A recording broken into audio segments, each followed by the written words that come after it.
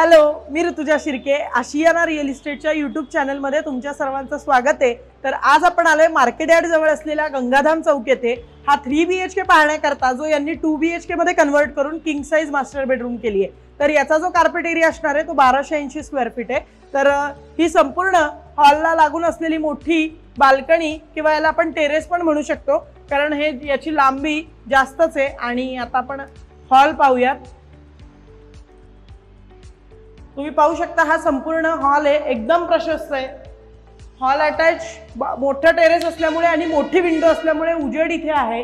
त्याचबरोबर हॉलमध्ये आपण बघू शकतो यार उजव्या बाजूला चिल्ड्रन्स बेडरूम आहे।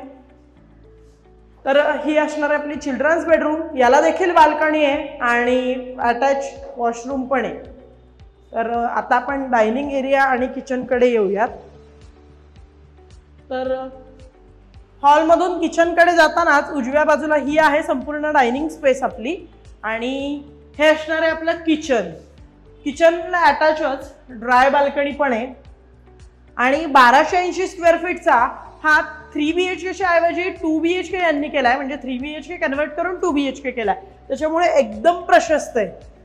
तर किचन पाहिल्यानंतर तुम्ही पाहू शकता समोरच्या बाजूला हे आहे कॉमन वॉशरूम। तर मी सांगितल्याप्रमाणे ही असणार आहे आपली किंग साइज मास्टर बेडरूम। तुम्ही पाहू शकता किती प्रशस्त आहे आणि अर्थातच खूप मोठी आहे। त्याचबरोबर मास्टर बेडरूमला देखील अटॅच टेरेस आहे। टेरेस पाहूयात आणि वॉशरूम देखील याला अटॅचच आहे।